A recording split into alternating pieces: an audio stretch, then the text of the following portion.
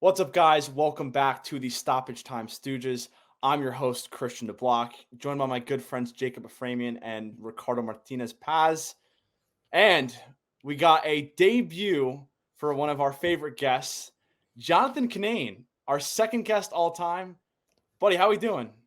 I'm honored to be the second guest all time. Our favorite guest. We've only had two. Well, I know who the first guest was, and I'm hoping by the end of the show I will be your guys' favorite guest if I'm not already. Our first guest was your apprentice. I know. It's all coming full circle. It's scary. But very happy to be here. Thank you guys for inviting me on. No, of course. Yeah. Who else was going to want to talk Brentford? I mean, That's true. There aren't very many Brentford fans out there. Well, it's a good time for Brentford. 2 wins in their last 4, so it's picked up slightly. But we'll get to that later in the show. But I think there's only one way we can start this, and it's news we've thought of for a while, and Ricardo still not totally convinced. Kylian Mbappé reported today that he is going to leave PSG at the end of the season. The links to Real Madrid have been there for what seems like 2 or 3 seasons now. Finally feels like we're getting closer, but of course that's not confirmed news yet. Ricardo, I got to start with you. I know you said off air doesn't really change much, but would you like to elaborate on that? I mean, considering all of the drama that's gone on the last 2 seasons with him nearly joining a couple times and then changing his mind at the last minute, it's this to me is like, you know what, take it with a grain of salt. I won't believe it until I see him with Florentino Perez at like Real Madrid signing that contract, putting that ink to that paper. Like seriously, like it's a step closer, I guess, to him joining Madrid, because realistically, where else is he going to go, especially with, that being his favorite club growing up and all his idols and stuff like that. Like, where else would he go? I'm just like, I'm hoping that this doesn't turn into, again, this dragged on thing that ends up, where Kylian decides, you know what, never mind, I'm just kidding, I'm going to stay with PSG, and just a total 180. That would really be, that would piss me off like crazy. But like, I just want it done. But I mean, if he does it again, it's like, the saying is like, fool me once, shame on you. Fool me twice, shame on me. Fool me 3 times, and I'm kind of worried that's where it's gonna come to. But I just want it to happen. It's just so annoying. Like, you can't keep doing this, man. Like, make up your damn mind already. Like, just do it now. I don't see what the harm is. Like, just iron out the details, the fine print, all the bonuses and all that crap. I don't know. Like, honestly, you don't even deserve the same wages because of how much you played us the last 2 seasons. Whoa. No, what is it? Ricardo, what? He's one of the 5 best players in the world. He deserves whatever wages he wants. Have you seen the reports, though, that apparently the offer that is on the table right now is lower wages than what he's earning currently at PSG? I mean, well, that's ridiculous. Well, I don't know if any of you saw the article today from The Athletic from David Ornstein, but apparently his salary right now at PSG is $215 million a year, which is nuts. I don't know how a club can afford that. Which I guess it alludes to your point that really Real Madrid is the only one that can afford it. Barcelona doesn't have the funds. Nobody in the Premier League. Nobody in the Premier League can pull that off, especially with financial probably being not. So prevalent. Probably not. So I just don't see anyone else being able to give him what he wants. Really. Yeah, but like at the same time, you have to understand it's like this team is like ready to win regardless, and it's like you gotta. Like, everyone has to get paid. Everyone has to get their share and whatever. And, some of these players will get even more wages. Like, we have such a young team, or at least a younger team than we've had in recent years. So eventually those guys are going to have to get paid. So you got to think long term too. Like, it can't just be about you. So that's, I mean, lower wage. I don't know how much lower those wages would be, or how much less you'd be earning, but it certainly can't be that much. Like 215 million. That's insane, amount, even for Real Madrid. I think Mbappe, if I'm not mistaken, he turned down a Saudi offer, right? Yes. Over the summer. yeah. It was. I don't know how much it was, but it's probably an exorbitant amount of money. So I think that winning is important to him, which is probably a good sign for you, Ricardo. Yeah, I would hope so. I mean, he's probably going to win La Liga a lot. Liga isn't exactly the cream of the crop or anything. No. Farmers. I mean, hey, the only year that they didn't win the league was when Jacob's current manager was at the club. So, I had to throw that. You had to throw that in there. One thing, Ricardo, before I let everyone else touch in on this, do you, in a position of leaving without a number 9 at the moment, or a true number 9, would you rather have Mbappe this summer, or I know there's been a lot of reports about Haaland potentially leaving City maybe next summer. Would you rather have Haaland or Mbappe in this current Real Madrid team? See, that's like, I would prefer Haaland. Okay. I just think he's better than Mbappe as his goal scorer, but maybe not by much, really. And he's definitely more of like an out and out like striker, Sure. an out and out 9. So that's kind of why I would lean towards him. But I'm not gonna complain with Mbappe. No, If can't. like, he's just the pace. You can. I mean, you can play him across the front line wherever. Like, it's just the fluidity that, like, I'm trying to like chill out, but like just envisioning that front three of Rodrigo, Vini, and Mbappe, like, that's disgusting. Like, that's so much pace up there. Like, good luck. Oh, yeah. In transition, this team's going to be even more lethal. But well, this is the perfect time to bring our other Madrid fan in here.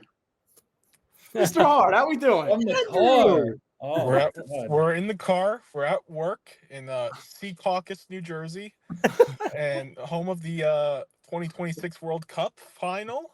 And ready. I couldn't miss this. I couldn't miss this to stick it in Ricardo and Christian's face with Jacob. Yeah, we aren't there yet. Good, dear friend Jonathan Kinane. I had to say hi to him. Hello, my friend. Real Sociedad. Shut up. Sociedad.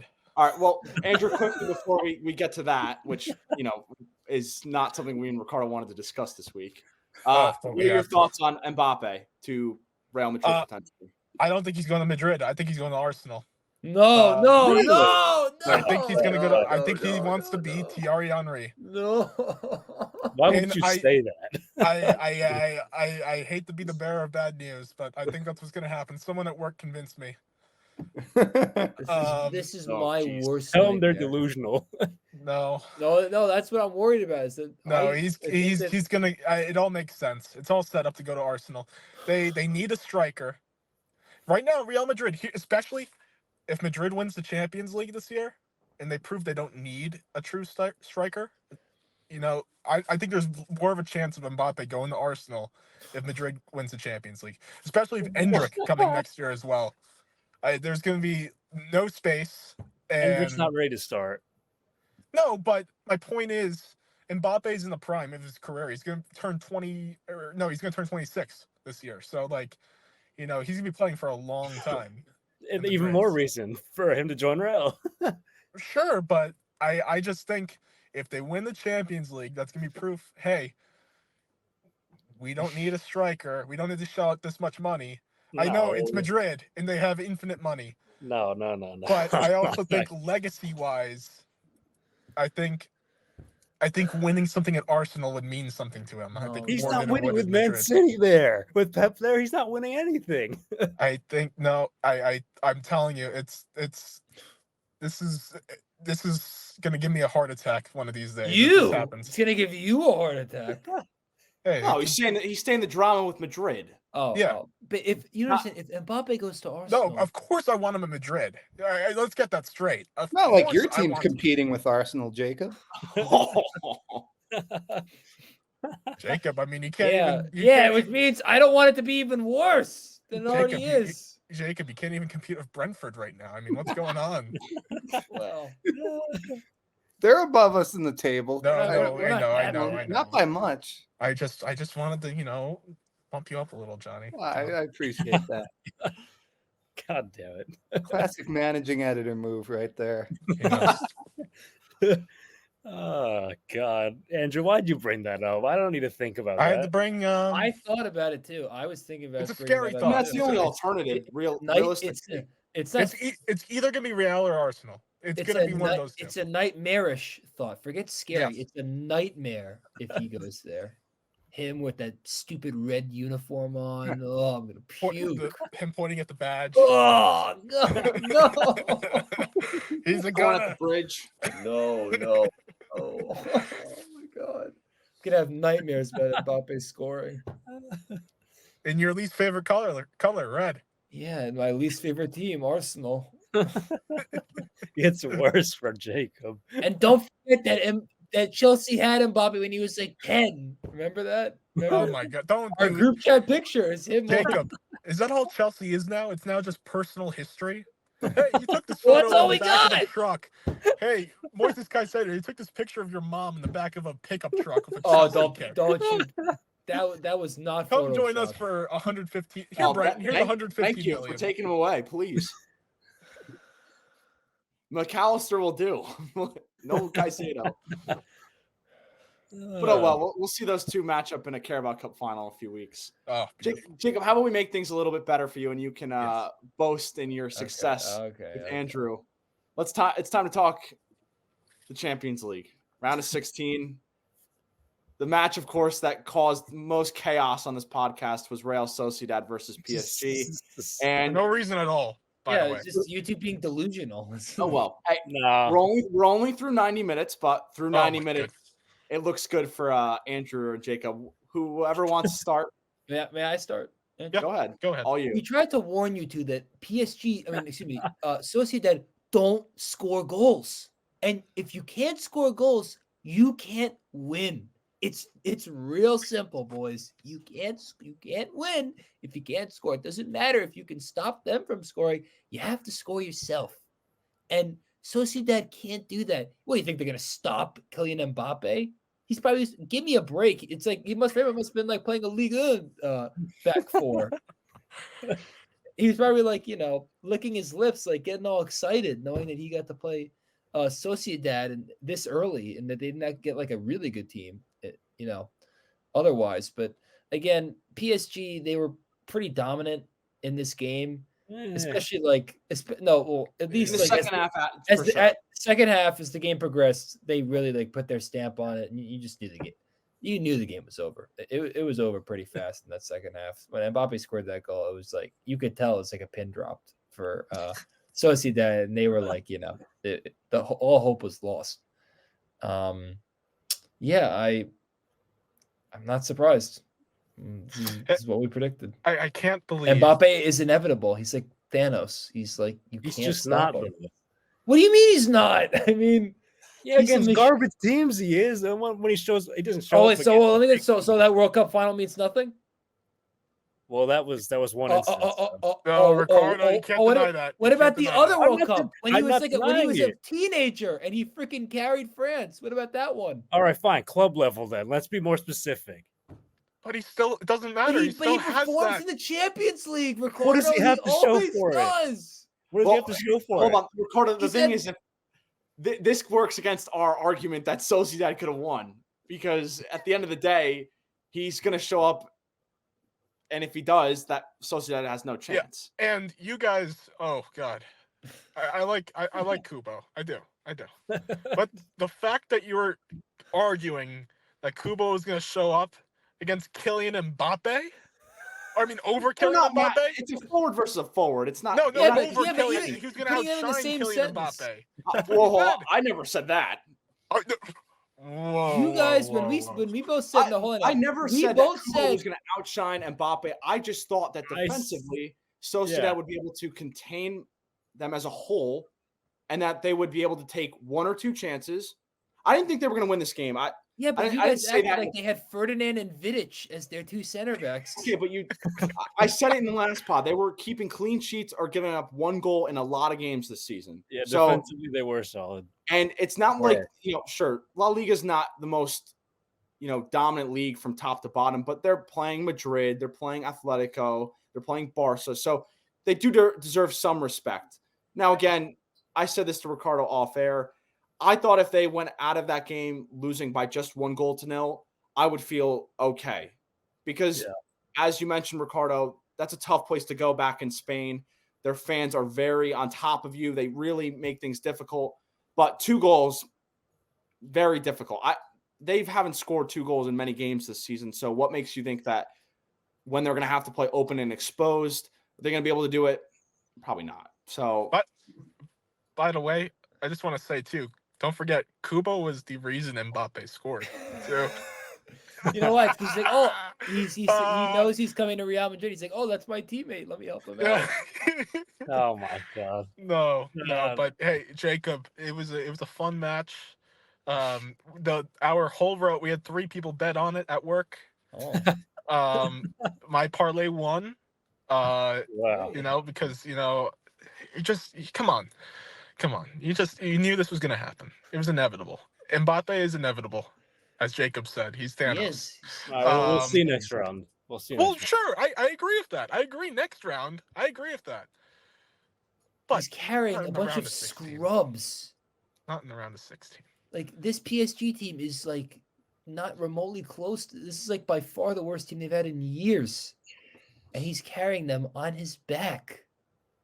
Just like he did in that World Cup final when he was the only one that on the French team that knew that they were playing in the World Cup final. That's true too. That's true. I mean, he's worth all the money. He's a blank check player. Like, whatever he wants, he should get. I'm sorry, like unless he wants like part of the team, but that's different. Unless he's like Caleb Williams, that's part of the team. But otherwise, yeah. I mean, I love the guy. I think he's awesome, and the fact that PSG are gonna let him walk is like so stupid on so many levels. Oh, it's not. I mean, there's nothing they can do. He's out of contract at the end of the year. But no, Christian. They knew he wanted to leave.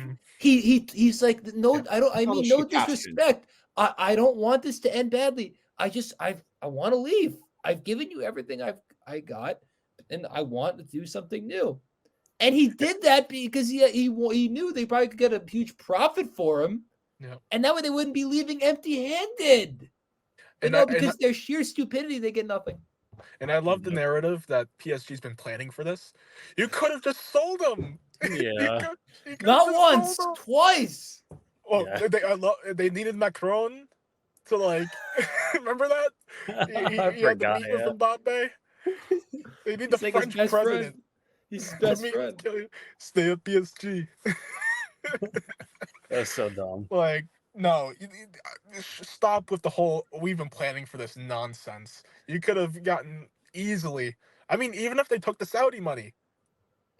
Even if they took the Saudi money. Go there, but I know, but like my point is, yes, there were a lot of big offers, and it would have been upwards of 200 million. Yeah. Yes. And that's going to set them back big time because he's going to walk for free. Sucks I mean, they're going to get his wages off the bill, but who cares? They could have rebuilt their team with all that money.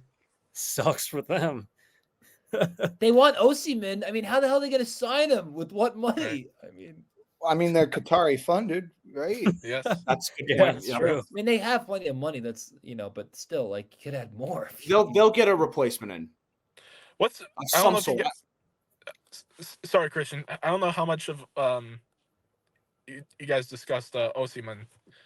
We actually haven't. So you haven't. What's his because I know he signed that extension of Napoli. What's his release clause at? And that I don't have it off the top of my head, but I believe it's close to 130, 140 million. Yeah, something like that. Yeah. Which in this market, that makes sense. No, yeah, and I totally agree. I just don't know if that's the right move for PSG to go after another big name striker. It's a big gamble. Yeah, go for Leao. They could go for layout. I mean that. But is he a striker? I mean, No, They he's a don't winger. need one, They though. don't need They have one. two strikers. Yeah. Yeah, I was gonna say you put him at left wing, like on one of the wings. I don't know. It's not like you need a out and out striker. They'll put Kulamani up top, or Well, and they have the Ricardo kid who scored the second goal, Barcola, who was that goal was really nice too. That we should mention that because hey, maybe they'll just get Kubo on loan. You already helped them. We need to get off this topic before we continue to get. I don't think we talked about it enough, but I don't want to talk about it. You guys, what a dumb choice. Well, you know what?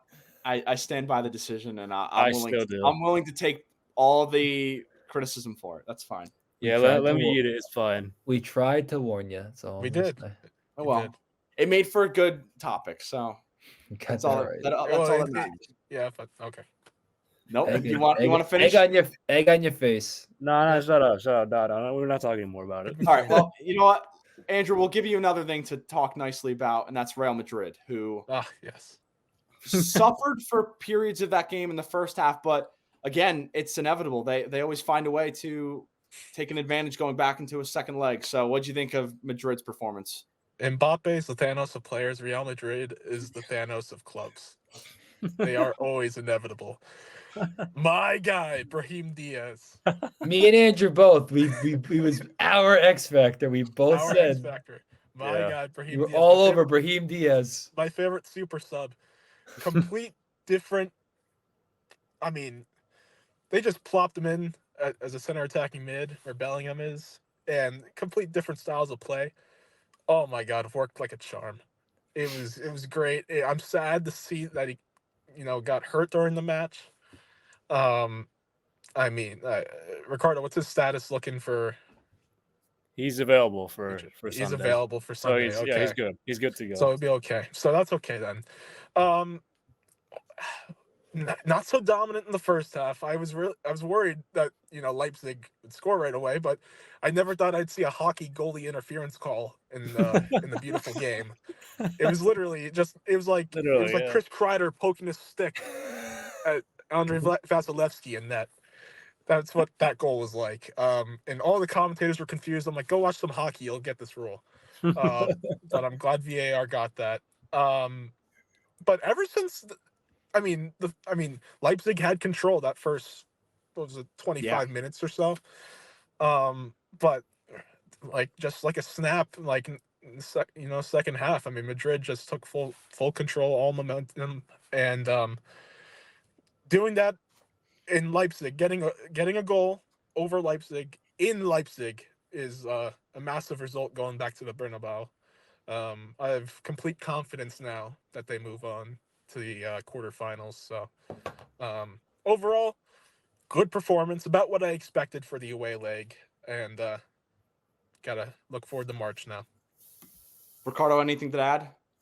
So I don't know if there was much good in that game, if I'm being honest, because for the most part in that first half, it was just Lunin having to make save after save. Man of the match. He should have deserved. Brahim Diaz got it fine, fair enough for his goals, but really it was Lunin who came up with. He had 9 saves total. I believe 3 or 4 of them prevented goals. So, just especially the last one, the one at the end, right where Brahim Diaz got injured.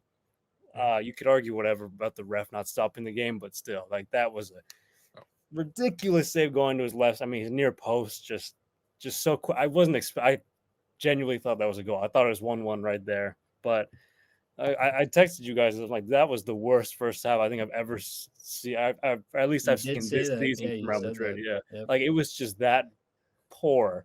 Real Madrid couldn't break down Leipzig. Sure, yeah, they were all defending. Every single player was behind the ball, so kind of hard to break down, and couldn't really cross the ball in because it's not like you had anyone tall enough to really head a ball. Yeah, that would have been like Jude's role, but obviously Brahim Diaz had to fill in, and just sloppy altogether. Just mistake, turnover after turnover, and Nacho looks slow coming back from whatever knock. I don't know. Maybe he's lost a step, but he definitely didn't look good in that first half and sort of redeemed himself second half. But really it's just like even when Real Madrid, plays this poorly, they still can somehow find a way to turn the game around. I mean, just put it in the back of the net just out of one moment of brilliance, really, which was. And then they had Leipzig panicking, and then they were the ones who were turning the ball over a lot. And then it was Madrid who probably should have scored a couple more, and it ended up being 1-0. But I mean, that game could have easily gone the other way in Leipzig's favor, but Real Madrid capitalized and Leipzig didn't. It's the difference. It's just how it goes, right? And yeah, I think we all kind of thought at periods through our discussion in the last episode that it was going to potentially be close. I know, Andrew, you kind of had a lopsided scoreline. I don't know if anyone else had one that was. I was not very high on Leipzig. I think right. I thought that they've been frauds. Not good for. No, that's a good point because they've lost a lot of games recently at home. It's just not panning the way out that they would expect because, again, this is a team that's consistently in the top 4. I don't even think they are at the moment. I think Stuttgart and Dortmund are ahead of them. And again, I mean, the Bernabeu is so tough to go to. It just doesn't seem like they're going to be able to really cause enough problems. And I think Jude could be back by then. It would be in around 4 weeks. Yeah. And he was out for 3. So, maybe he makes an appearance off the bench. And honestly, I think that might make the difference. He plays so well against German clubs. He did it for years. I just don't see a way back for Leipzig. I'm sure you all agree on that as well. No shot. Yeah, I'm cautiously optimistic. Okay. Oh, Andrew, any optimism or worries about this or no? No, like I said, I have complete confidence going back home that they'll finish the job, finish the story. So on to the quarterfinals. I'm just gonna call it right now. Kinane, you agree? Yeah, I think if you're RB Leipzig, you got to win that game at home against. I mean, you have to. Probably a draw won't even do it in your wildest dreams. So I think for Madrid to get that goal, they should be cruising on probably pretty comfortably in that home leg. Yeah, well said. Let's talk about one team that took advantage of their opportunities at home. Jacob, I know you mentioned that you kind of regretted not taking this team. I knew. And I think a couple of us would probably care to agree. Lazio beats Bayern by a score of 1-0. They were gifted a penalty by sloppy defending from Daya Upamecano, sent off, and Ciro Immobile scores a penalty, and that's the difference. And it's more of the same. Probably the worst week of the season for Bayern. When you put context into everything, losing to Bayern Leverkusen, and now it's a 5-point gap. Kind of feels like it's over. I mean, there's going to be a lot of pressure on a young team in Bayern Leverkusen, but I mean, given the way Bayern Munich's played, it's hard to see them making up a gap. And again, they're 90 minutes away from being knocked out of a Champions League round of 16. And I mean, the Tuchel pressure is mounting. Jacob, what did you take away from that match? Wait, Andrew's clearly got something to say. So, yeah, I have to get going, so I'll quickly give my take on this match. I'm sorry, Jacob, to step on your toes. Go ahead. No, go on. As my pick to go to the Champions League final, I was dead wrong on Bayern Munich. I told you, you don't trust Thomas Tuchel. Thomas Tuchel should have been sacked before the match. It was an embarrassment. Where was Harry Kane? Again, twice in a week. Leroy Sané. I like the player, but man, he didn't. I mean, he couldn't do anything. He's got a terrible coach. Yeah, he couldn't do anything. And I mean, Immobile. I mean, big players come up at big moments, and that's flipped. I think my prediction for this matchup. I don't think Bayern going back home. I don't think Bayern can come back. They just. I still do, but they. I mean, even in the Bundesliga, they're not looking good. I mean, they just lost to Werder Bremen a few weeks ago. I said in my original prediction 3-1 to Munich. I thought it was going to be somewhat close throughout. theoretically that could still happen if they win 3-0. So we'll see. But I've lost all confidence in Bayern Munich from this matchup. And I mean, we'll see how they shape up the next few weeks before the second leg. But Thomas Tuchel, if they get knocked out by Lazio, he's not having another. He's not going to be coaching this team much longer. So that's all I got to say on that front. But anyways, gentlemen, keep talking about it. Can't wait to watch the rest of this. Jonathan, you're replacing me the rest of this episode. You got some pretty big shoes shoes here. to fill. Yep. Oh no.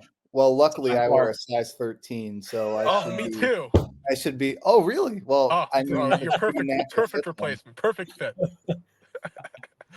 All great right. seeing you, buddy. No, great seeing Good you to see you, too. Andrew. Take care, all. Yeah. All right, let's continue this conversation. Jonathan, I know you kind of shook your head when Andrew thought that maybe this tie is done. Do you really have that confidence still in Bayern to take care of business at home? I think going home, they're going to be pressing. They're probably going to have possession. I mean, they're going to dominate possession. So it's just you take those chances. You get those 2 goals you need. I think I don't know what the odds are, but I would still lean toward Bayern there. Ricardo, do you lean that way as well, or is still a little concerned? I mean, definitely still concerned because even when on paper you put out your best lineup, they still didn't look great. And I mean, not having a Upamecano for the next leg, I mean that'll certainly hurt them. True. It's just they're just poor, man. There's a lack of will, of like fight. That there's just a lack of culture and identity there. So I'm definitely concerned. I could not give you a prediction right now, but I wouldn't be shocked if Lazio pulled it off somehow. Bayern's just been so disappointing. I think extra time could be a possibility. Like definitely be a possibility there. Yeah. I think very likely. It's tough because I mean Kane's gone silent for 2 games in a row. You don't really see that often, and of course that's something that we maybe saw a little more often at Tottenham. But this is Bayern. This is. I mean, isn't it hilarious though? I mean, he goes to Bayern to win trophies. And they're not going to win anything. They're not going to win the Bundesliga. They're not going to win the Champions League. They're going to win nothing. They haven't got. How many years in a row did they won the Bundesliga? 10. It's they dominate. it might be more than that. Yeah, it's hilarious to me. I couldn't. I mean, nobody thought that this would happen. I mean, last year we thought, okay, Dortmund's going to put this away on the final day. They screw it up, and then you think, okay, that this is a warning sign for Bayern that they need to pick up their standards, because for so many years the gap has been 10 plus points in the league between first and second, whether it's Leipzig, Dortmund. Those have been really the only 2 competitors, and their standards actually dropped. It's bizarre. And I think, for us, the few of us that have the faith that they will go through, which I do think they still will, there is no way they're getting through another round. No. I mean, shocked. I mean, with the current form that they're in, they need some massive spark or something to get them going again, because they just look like they're lifeless. Yeah. Well said, because that's what it is. I mean, it's just that Leverkusen game, they were awful. I mean, they were worse than this one. Absolutely. Way worse. They were terrible. I mean, Leverkusen demolished them. I mean, they were like Harry Kane touched the ball like less than 20 times. I mean, I know that that's not his fault. He needs good service of people getting him good passes as a striker. I understand that, but still, I mean, you can't get Harry Kane. You can't find a way to get open. I mean, really? I mean, it's just not good. Yeah, it looks very bleak for them at the moment. I don't. even if they get through the round, it seems like a City, a Madrid. City. Honestly, right now, I'd back Avoid PSG over them. And I know that's crazy for me. Yeah. And That would Ricardo. be interesting because Me and Ricardo probably should be saying I that. would given, no, no. Here's a yeah. good one. Them or Barca, if it was the next round. Oof. Now that'd be it. Bayern. That'd be fun. That I would would be take fun. Bayern. I don't Both think teams in disarray. Bayern would be convincing against them, but that's a tough one. Ricardo, what do you think of a Bayern Barca quarterfinal potentially? Oh God, disgusting. He doesn't want to think about it.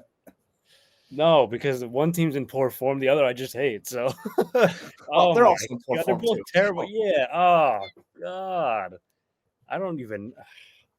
I would say Barca. That's just, that's Oof. foul. I hate thinking that.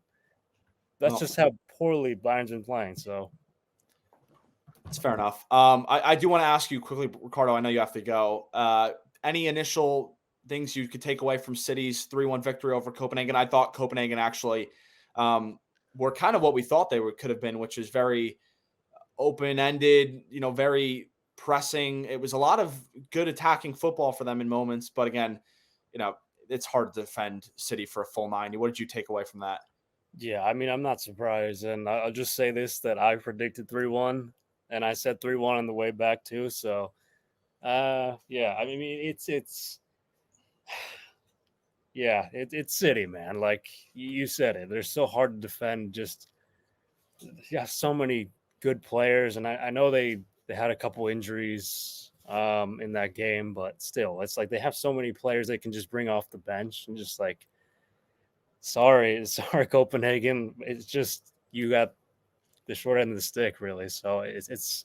I mean, they tried. It was 1-1, so give them credit, even though it was Ederson's fault that the City conceded. But at least they fought. It's not like they just threw in the towel from the start, and but they put up a fight. It's just it was always going to be a tough task. Yeah, that seems like no matter what, and this is crazy to think that even Haaland's not scoring right now, and they're just going through games and finding ways to win. So, yeah, I have to tend to agree. It was kind of what we expected, and I mean, going back to England, it feels like this is going to get ugly. Yeah, They just wear you down. Like I was actually able to catch a little bit of that game. They just wear you. Like, I mean, same thing when City played Brentford a couple of weeks ago. They just wear you down. Like you might get a lucky goal against them, like Copenhagen did, and it just they're a machine, Yeah, I know we talked about that in detail because again, Brentford soaked up pressure for a half, 60, pretty much. Really, I mean, even for periods of the second half, and unless you bury 3 or 4 chances, I mean, it's tough to take a game away or take anything away from a game. I mean, we saw that. Jacob will remember this because we watched the game together. It was Chelsea against City. That's a game where if you can soak up the pressure and you can bury a team on the counter, you can get a point away from a game. So I know, Ricardo, you got to go. We appreciate you taking a little bit of time in your night. So good luck the rest of the episode, guys. Yes. All right, peace out, y'all. Good to see you. Yeah, it just seems like in that Brentford match, it was even for periods, and then City's just too dominant, even on the road. So, Jacob, did you take anything away from the Copenhagen match? No, I mean, not much except that more of City taking care of business, doing what they do. I mean, it was 1-1, and then 50 minutes later, you knew the game was over as soon as they scored the second goal. You just knew it. I mean, again, I didn't pick them to win the Champions League. I picked them to lose to the team that they beat last year in the final, Inter Milan. But God, they're hard to stop. God, I mean, I know that they haven't been at the top of the Premier League in a while, and like, even you, Christian, as a Liverpool fan, like, no doubt they're going to win the league. Yeah, it feels like they're just starting to kick into gear. And again, I said it just before Ricardo left. Haaland isn't even scoring, and they're getting goals from De Bruyne. Yeah, but he did last weekend. Yeah, so he's probably gonna go another run where he goes on a rampage. It's It's inevitable. And I mean, if this team does they're still in the FA Cup, so there's potentially a possibility they can go and get a treble again. I mean, I think that's going to be very difficult because I think there's more elite teams in the Champions League, or at least approaching that. I think Inter's better than they were last year. Arsenal's not going to be an easy tie. And you look at Real Madrid, I think it's going to be tough for them to do both of those. Of course, the FA Cup is still very early, so we'll see how that pans out. But yeah, it seems like City's in a very good spot. But that's enough Champions League, and I think it's a perfect time to discuss some Premier League with the three of us. Jacob, we will start with you. It's been tough times, but 2 wins in your last 2 in all comps. I know you were talking before we started that you weren't totally convinced by the Palace match. How do you evaluate the team after that? I mean, obviously, I'm very happy that they won in the fashion that they won. It was relatively pretty thrilling winning a game, in the end of the game, very late in the match. But that first half, they were so bad. I mean, they had like 1 shot on target. 1 against Crystal freaking Palace. Are you kidding me? Without Michael Elise, without Eze, and without Gay, their best defender. And they still couldn't break the team down. Are you kidding me? And then all of a sudden, the second half starts, they immediately score a goal, and it's like they remembered how to play the game again. Cheap, fellas, where was that? The first 45, could have used that. And how they get up a goal? They gave the freaking ball away. I mean, they make me so angry at times, Christian and Jonathan. They drive me nuts. They have to make it hard against a team like Crystal Palace, who just got destroyed by Brighton 3-0. A Brighton team that has been the king of drawing every game. They can't stop a park guard, but no, when Chelsea comes into town, their defenses never look better. I mean, yes, and even Conor Gallagher, who, as we all know, I have killed on this show for not being good enough repeatedly, almost every week, had a brace against his team that he was on loan for years ago prior.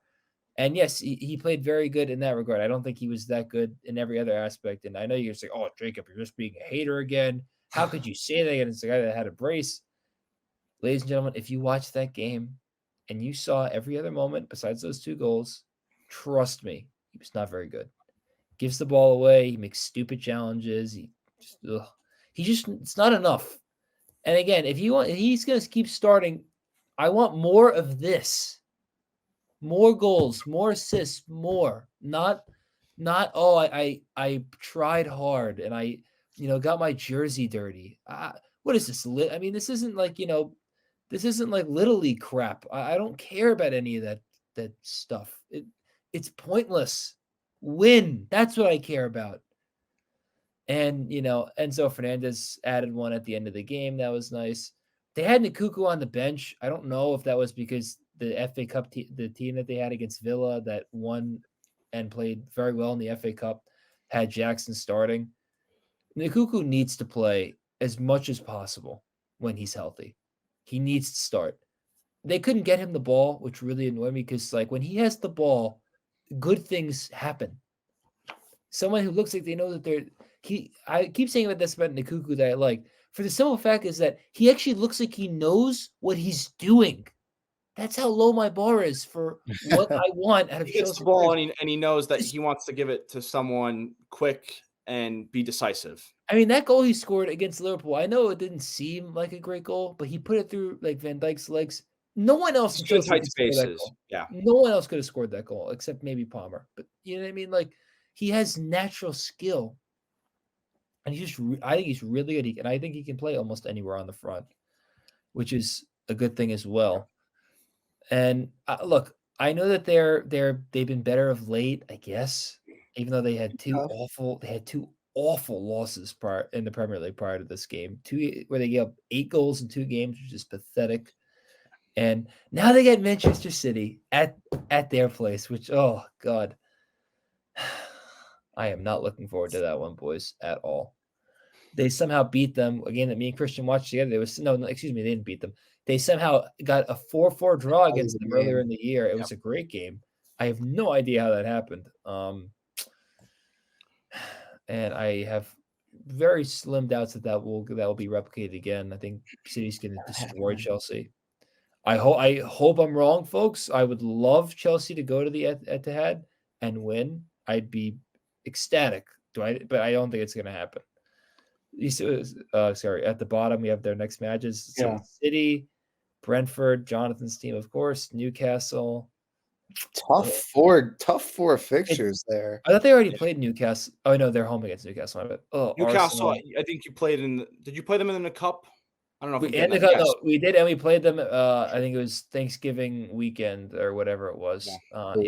They played at their place and they lost. Those are tough. That's a tough one. I hope they can beat Brentford. I know it won't be an easy game. Be the favorites in that one. Yeah, but doesn't mean they're going to win. The one in that game, that's an inexcusable. It's got to be 3 points to Burnley, of course. But, I mean, if they need to beat Burnley by at minimum 2 goals, if they beat them by 1, I'm not going to be satisfied. I'm serious. Like they need to destroy that team. But you have this positive momentum, and now but they've done this multiple times, Jonathan. They've done this a lot to me. Yes. They play with my feelings and my emotions. And then they rip it away. They've done it so many times this year. Well, they're not.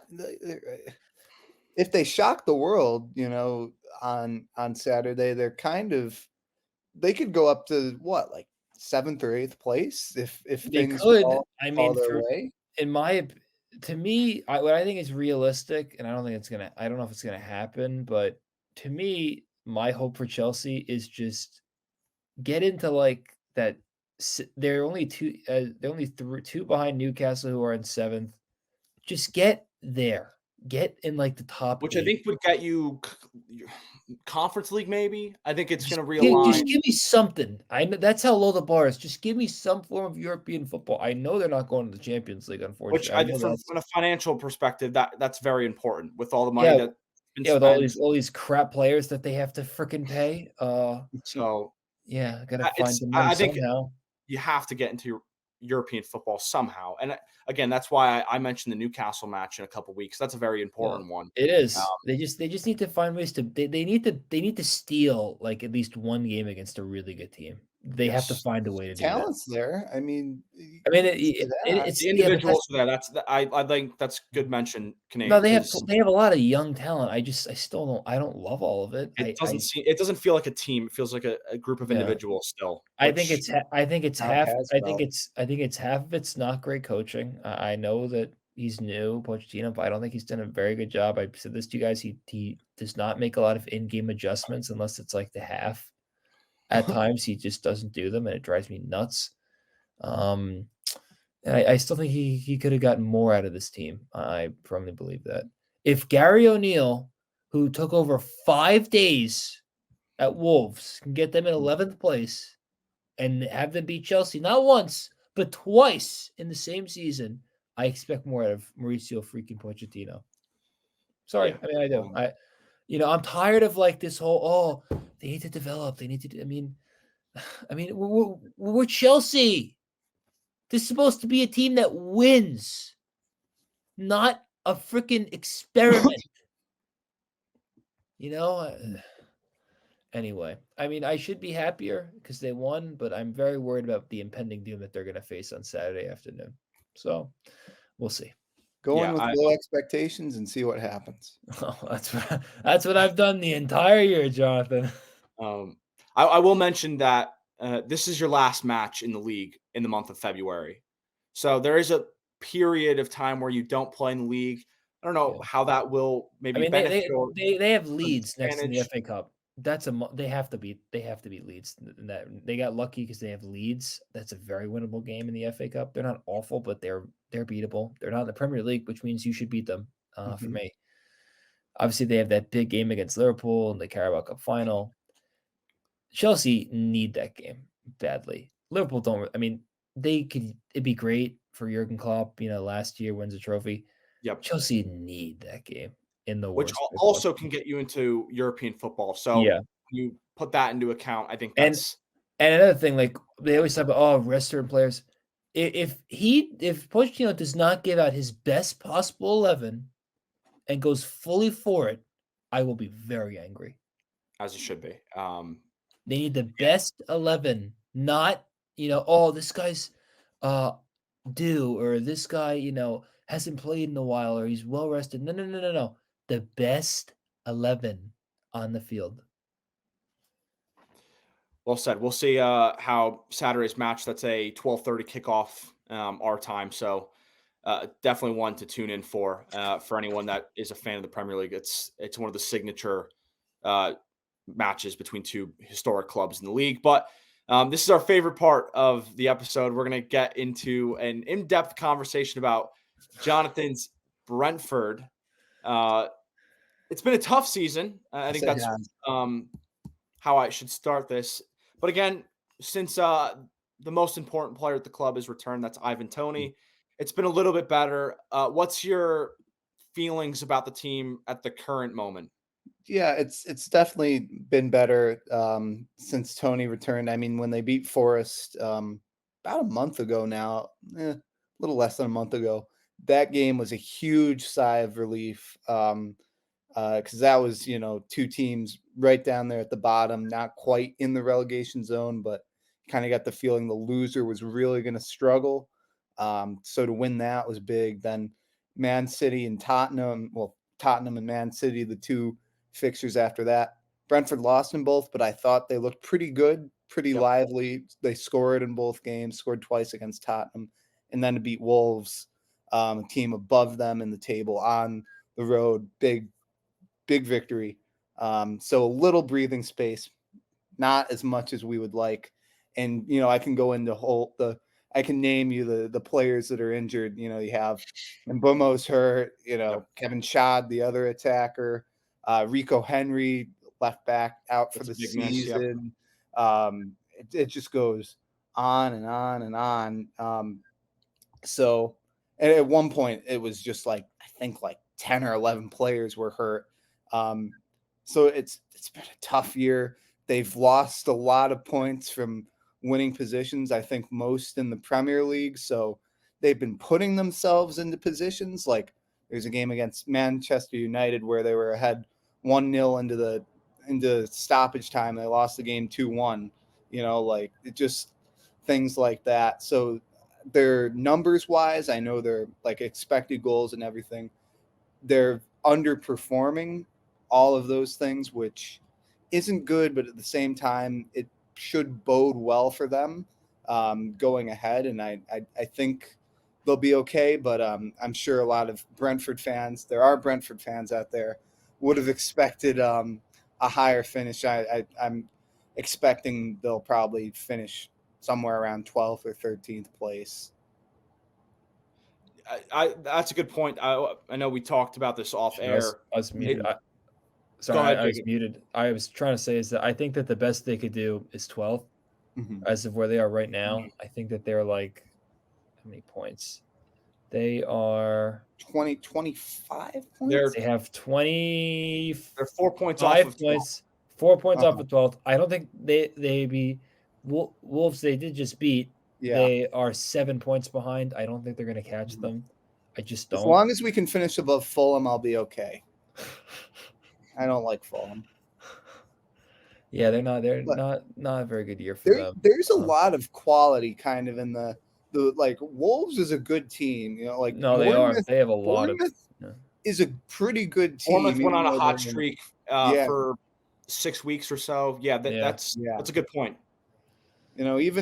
Even Crystal Palace, who I think could struggle, there's undeniable they have some very talented. That is very true. They just have not unlocked it at all. So it could happen to relegation, or at least getting into that scrap, could happen to anyone. And it's kind of Everton has been pretty decent this season. They're dealing with the deduction, and now they're in the struggle. Yeah. I don't like Everton, but I kind of feel I feel bad for them Yeah, yeah. They have gotten too bad hosed. if they went down. They have gotten freaking. I mean, hosed. they would be off goal difference. They actually have the same goal difference as Fulham, so they would be level on points with 12th place Fulham, and instead they're going to be battling relegation for the final 3 months of the season. I wanted to ask Jonathan, is there any concerns about getting relegated, or given the performances of late, do you feel pretty comfortable at the moment? I mean, I think they're like with the matches Brentford has over these next few weeks, I don't see much of a chance for them to really go up the table. So I think it is going to be in the back of a lot of fans' heads. And it's not like Brentford is too big to go down. You know, this is their third season in the league. It could happen. But I do think there's, even with all the injuries, they're getting people back. I think, you know, there's too much quality in the team for them to go down. I'm hoping that stays true, but I look at the teams around them. You know, I look at Crystal Palace, I look at Luton, I look at Nottingham Forest. Fulham's probably safe at this point, as much as it pains me to say, but I think we're probably looking at four teams for that final relegation spot. I don't think Brentford's in it at the moment. I'm hoping. Jacob, you tend to agree? I do. I think obviously Ivan Toney coming back from his gambling suspension is a big reason why. Has 3 goals in 4 games. He's obviously a very important player to their team. I think that if he was, let's say he was suspended the whole year and he wasn't coming back, struggle. Brentford, I think I would have a lot bigger fear of them being in the relegation zone and being being on the verge of being relegated, from the standpoint that they just can't. They don't score a lot of goals. They were not. I don't know about that. Well, they weren't pre-Toney. I mean, they did. I mean, they had plenty of games they struggled to score, if I'm not mistaken. I mean, it seems like the tides turned. It seemed like for a while though, like that they were really having a hard time scoring goals. There were some defensive struggles in there too. Like I know wasn't there a game against Wolves in the league? Not the most one, but before that, where there was a ton of bad. Yeah. Terrible. Yeah. The worst game I've seen them play, probably in the Premier League, probably in their 3 years, probably one of the worst games they've played. Yeah. And I think, I mean, Jacob, I'm glad you mentioned Toney, because in the last 7 games before he returned, they had all been either draws or defeats. Yeah. So, I mean, when you look at when he's fully fit and in full confidence, I mean, he's probably one of the 5 or 6 best strikers in the Premier League. I mean, there's a reason why. Yeah, you have to put him up there. And it's not just the scoring. He's, you know, he can hold up. He can, you know, possess the ball. He can hold it up. Something they really missed, you know, like was a guy who could hold on to the possession. You know, he could play it long to him. Just to, you know, he's more than a goal scorer. Yeah, I think the difference between him and everybody else, especially in those attacking positions, is that he's bigger, stronger. I mean, there's nobody that really can hold the ball up. I know Lewis Potter's played some striker, or at least, you know, as a second forward at times. And what I will also say is they were in a decent position in the league until Mbeumo went out. Right. That's, if you look at it, that's when they really started to struggle, because Mbeumo was scoring goals. They had Wissa, who, you know, can score. And when he went out, that was just a huge blow, because you're down your 2 top scorers, and you have Neil Maupay and Yoann Wissa and Lewis Potter.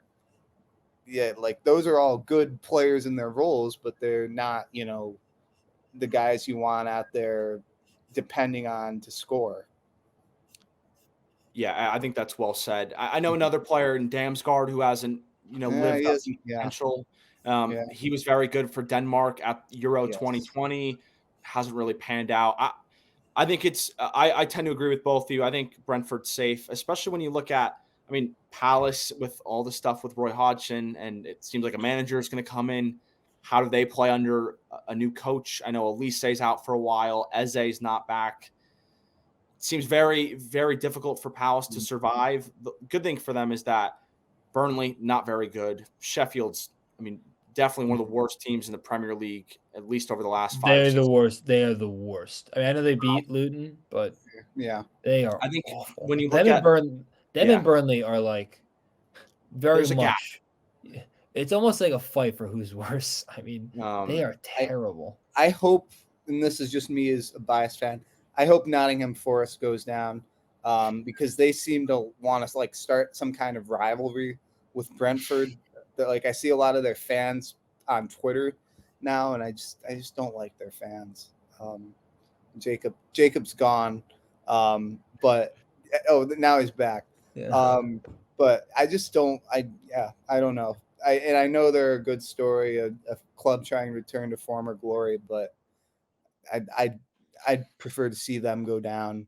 Them or I guess Everton. I'm hoping Luton finds a way. Yeah, I think all of us would love to see Luton remain because again, tough place to go. The fans are loving what they're seeing. Yeah.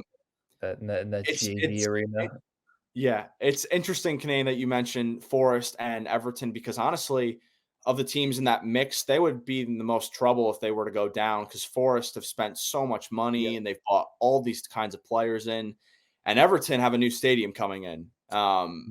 So financially, how are you going to be able to cope in the championship?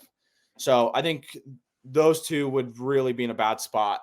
It seems like, again, 4 or 5 teams are fighting for that last spot. But with 15, 14 games to go, it does feel as if Brentford's kind of in that tier above the teams in difficult positions. But yeah, let's finish off the episode with some weekend predictions. First game is the 7:30 kickoff between Jonathan's Brentford and Liverpool. I know when I talked earlier this week that was a game that Brentford won in the reverse last year. Confidence level 1 to 10 going into that game. I think like a 3. It would have been a 1 a couple weeks ago. But I think there is a chance. I think Brentford are going to have their moments. I think Liverpool will definitely be even on the road at the G-Tech, they'll be the dominant team. Jacob? I agree. Plain and simple. I look, Brentford, they've been better of late. As you mentioned, obviously, Ivan Toney is a big part of that. It seems like he's helped them regain some of their form. But Liverpool, I mean, they aren't first, right?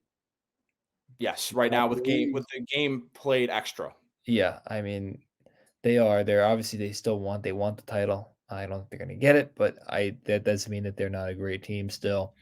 I think that they're going to win this game. So we're doing predictions. 2-1. 2-1. I think it'll be tight. I don't think they're going to blow them out. Because I don't know. I've had this the whole year. I don't trust Liverpool. I just don't. I've had a very hard time believing in them to win certain games, win them convincingly. When you think they're going to win convincingly, it gets dicey. But knowing Liverpool, maybe like it could be 2-1, and then like at the end of the game, they'll score like some like meaningless goal, and like it will look like the kind of like that Burnley game where they gave Burnley so many chances to win. Yeah, Like, Burnley. Yeah, they. or you're like, what the hell? They like, this is Burnley. You're at home. You're playing Burnley. You should be killing this team. And then it was 3-1, and it didn't look, which made it seem not as bad as it was. So I think that could happen once again against Brentford, who are a much better team, and Burnley. But I still think Liverpool win that 2-1. I need to give a score. I didn't give a score. Oh, okay. I want to say a 2-2 draw. I'm going to say Brentford 2, Liverpool 3. I think there are going to be a lot of goals in this game. I think Toney and Mopé to score for Brentford. And if Salah's back, I'm sure he's going to be back for this one, right? He was in training this week, so I don't expect him to start, but I wouldn't be surprised if he comes on in the 65th minute. They're going to unveil him at the damn You know what? Salah to score the winning goal. That'll be my prediction. So what's interesting is that Brentford in their return to the Premier League has never lost to Liverpool at home. Correct. It's weird. 2 seasons ago, it was the crazy game that went 3-3, and there was all these kind of goals. And then, of course, last year in a rough period for Liverpool, they went to Brentford and lost. No Ivan Toney in that game. Right. Good that you mentioned that. And Bomo and Vuisa both scored. I think Vuisa will be back from AFCON, which is a big addition. I'd expect him to come off the. I would expect him to come off the bench. I think Mopé's in good enough form where he deserves a start. Yeah. I'm going to lean 2-1 to Liverpool. I don't feel very comfortable about this game. Especially as a 7:30 kickoff. I know Liverpool's played some close matches in that game, in that period. So I think it'll be difficult. I think it's a second half winner. I'll go with the second half winner from Luis Diaz. I'll do that just to switch it up. But I would not be surprised if this is a difficult match that causes a lot of problems for Liverpool, particularly as Brentford, sits in a deep block and really soaks up pressure. But we'll move on to Jacob's Chelsea, who, of course, as we mentioned, go to Manchester City on Saturday. I'll ask the same question, confidence level to 1 to 10. Oh boy. 3.5. Okay. Wow, that's optimistic coming from you. That's still a pretty low bar, but I don't know. I know I can already I'm like envisioning like a stupid giveaway pass leads to some goal that's gonna drive me nuts from like that Benoit Body Shield just gives the friggin' ball away if he's playing. Well, who knows? I think he may be hurt, but someone's just gonna give the damn ball away and they're gonna score and it's gonna drive me nuts. I can just see it. I think City's gonna win 3. They lost Liverpool 4-1, and City are better than Liverpool, and they're at home, but City 3-1. But the only way Chelsea wins is they're not going to win this game. Well, if there's a way, is that it's the way they beat Tottenham. They get reduced to like 10 or 9 men. That's City would have to create their own That problems. is the only way they win this game. They will it's happened before. Yeah, it has, but they cannot beat this team straight up. I especially at their place. No way. Again, I hope I'm wrong, but I don't think I will be. I think Haaland will score a goal. He loves scoring goals against Chelsea. And then I don't know, De Bruyne will get one, and then I don't know, just for safe keeps, they'll up like some stupid header to like a Kenji. I don't know. And yeah, Cole Palmer will score like some insignificant goal at the end of the game. Probably like some penalty, but yeah. I like City to win 3-1. Give me Manchester City comfortable 2-0. Comfortable. I do think that Chelsea having extra days off and City playing midweek will result in a slower start for City. They had extra days off against Liverpool. I just want to remind you about that. I'm 95% sure they had extra days off against Liverpool. You may be right. I will say, Jacob, I don't know if you'll remember this, but the last time City lost to Chelsea at their place was a couple weeks before that Champions League final when the two faced off. Yeah, I remember that game. That's when they owned them. Oh God, how I wish that those days were still around. I do remember that game. That was like, I think it was Ziyech scored the. It was either Ziyech or. So that was a 2-1 victory, and Ziyech scored the game. Ziyech scored the equalizer, and then the winner was scored by Marcus Alonso. God, I miss him. In the second minute of stoppage time, and I miss that man. Yeah, I think a slow start for City, but I'm gonna go with. I think it'll finish 1-0. I think they'll struggle for 45 to 60 minutes, and then. I think Chelsea will feel that they can grow into the game, and City will score late, winner. And we'll finish with Ricardo and Andrew's Real Madrid, who I believe they go to Rayo Vallecano. I know we talked before the show started that Vallecano went to Madrid and got a draw in November. Kinane, I know we talked Madrid in the Champions League earlier. Do you see them continuing to perform well? I think that it was a scoreless draw. Was it a scoreless draw between the two? Yes, a scoreless draw in November. Yes, I think I'm gonna go kind of a crazy scoreline. I'm gonna go Vallecano 0, Madrid 4. I think that they will they're just too good, right? Yep. Vallecano's near 14th. lower mid table. Yeah, Yep. yeah. So I think it's kind of a situation where it's not gonna happen again. Like you kind of just go like Madrid will go. They'll be clinical, even though they played in the midweek. I think they're just too. Maybe 4 goals is a lot to say in a prediction, but you know what? We'll see what happens. Why not? They're Throw one it of out the best teams in the world. Jacob, you feel confident about Madrid as well? I do. I think they'll give a much better performance than they gave earlier in the week against Leipzig in the Champions League. Vallecano are in bad form. I just checked. They're not in a good spot right now. They haven't won in a while. I think a while. Last win was in January, early January. Yeah, they are not in great form. Nope. I like Real Madrid to win about 3-0. I know they beat Girona 4 or 5-0. But I think that this will be like 3-0. So Vallecano have scored the second least amount of goals in the league, 21 in 24 games. I just don't even see a way where they can create goal scoring opportunities. I know a couple years ago they were approaching European football, but it never happened. I'm going to go 2-0. I think it's going to be a defensive game from Vallecano looking to potentially get a draw, but I think Madrid will just prevail in the second half. It's just too much talent. And as you mentioned, Jacob, they're going to have a better showing, I think, than what they gave us in midweek. So I think they'll just continue to cruise in La Liga. But that's all for us. Kinane, thank you so much for joining us. It was Thanks a for pleasure having me. to talk Brentford. I'm sure we'll get you on at the end of the season as well, because I'm sure we'll want to, an update on how Brentford's looked. Yeah. When they make the Champions League in like 3 years, I'll be on. Sooner than Chelsea will. At this rate, it wouldn't surprise me. But that's all for us. Thank you so much for watching. And if you're still here with us, check out us on Apple Podcasts, Spotify, YouTube, of course. But yeah, just let us know if there's anything else you'd like to hear from us in the future. But that's all for us. See us next time.